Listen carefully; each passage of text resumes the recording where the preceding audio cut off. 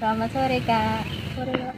Selamat datang dan bergabung pada sesi konseling sore hari ini. Perkenalkan, nama saya Nadia Kurniawati. Saya di sini sebagai konselor yang mendampingi kakak dalam sesi konseling sore ini. Nah, nama kakaknya siapa ya? Nama saya Sauda Salama. Biasanya dipanggil Salma aja sih Kak, supaya biar lebih akrab. baik. Halo Kak Salma. Halo Kak.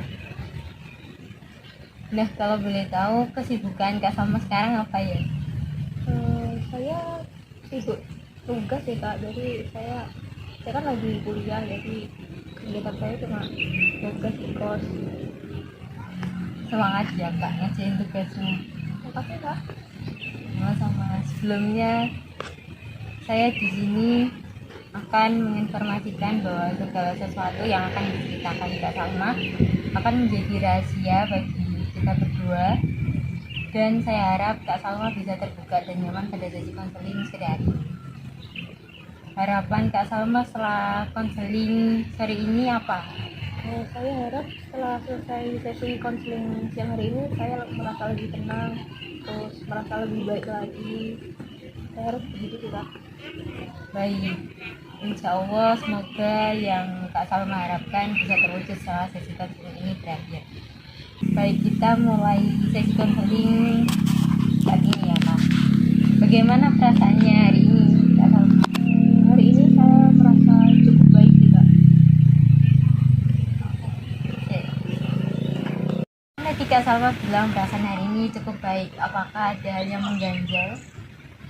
Saya rasa ada. Apakah itu berkaitan dengan kehidupan pribadi atau hal akademik?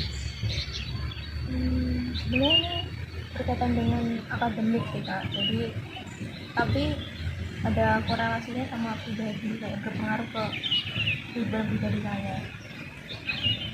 Hal akademik pada saat kuliah atau sekolah SMP SMA? Waktu SMA.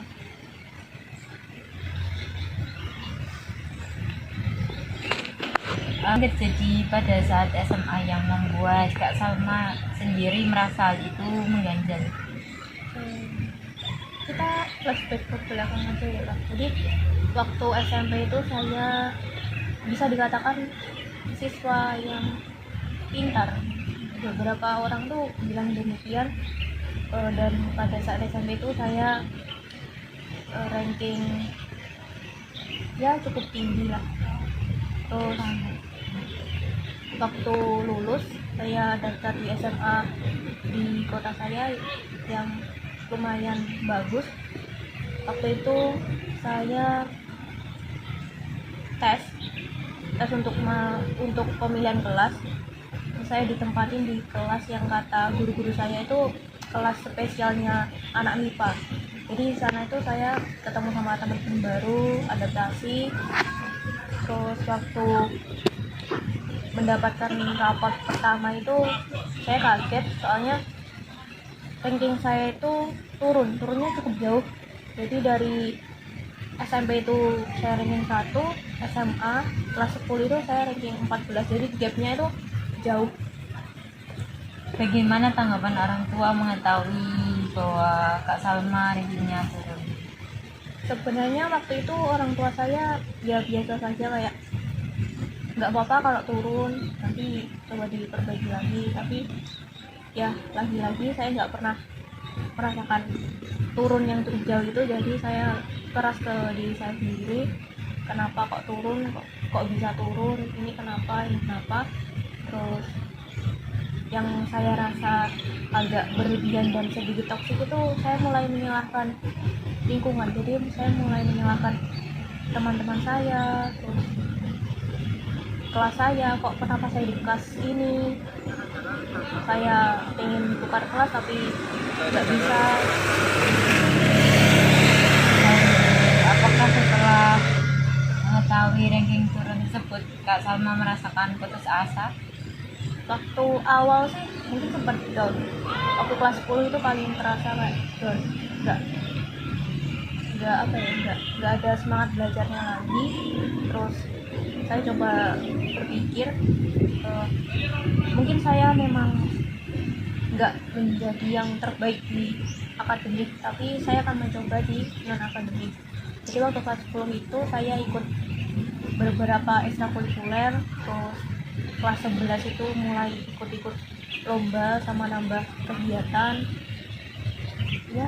Ekstrakurikuler apa yang Kak Salma ikuti pada saat kelas 10 dan lomba-lomba apa juga yang Waktu kelas 10 itu saya ikut PMR sama ekstrakurikuler tari. Terus kelas 11 itu saya nambah double track batik, jadi saya belajar bikin batik, terus sama ikut forum IPMI. Untuk lombanya saya mulai dari kelas 11 itu saya ikut pertama itu lomba KKS 2M, jadi saya ambil bidang seni kriya dan alhamdulillah juara 1. Itu mungkin titik balik saya. apakah dari ekstrakurikuler tersebut berdampak pada akademik Kak Salma, kayak apakah rankingnya naik atau stop di situ saja?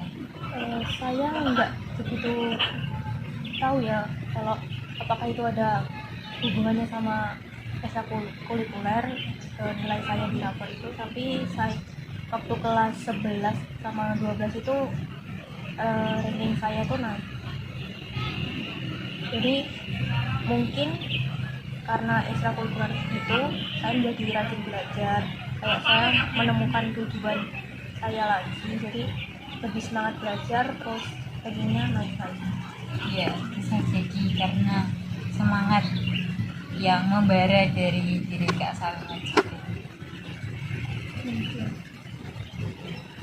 Saya mau selamat ya Kak Salma atas pencapaian selama ini yang telah diraih. Tetap selalu semangat dan jangan putus asa. Oke, apakah setelah sesi konseling ini apakah ada yang ingin diceritakan lagi? Saya rasa cukup ya Kak. Baik Kak. Ya, semoga Kak Salma selalu diberikan kesehatan, diberikan kelancaran pada saat mengerjakan tugas-tugas berikutnya, semangat menjalani yang kemudian. Baik, saya cukupkan untuk sesi konseling pada sore ini. Untuk jadwal konseling berikutnya nanti saya cocokkan sama jadwal Kak Salma. Sekian dan terima kasih. Ya, sama-sama.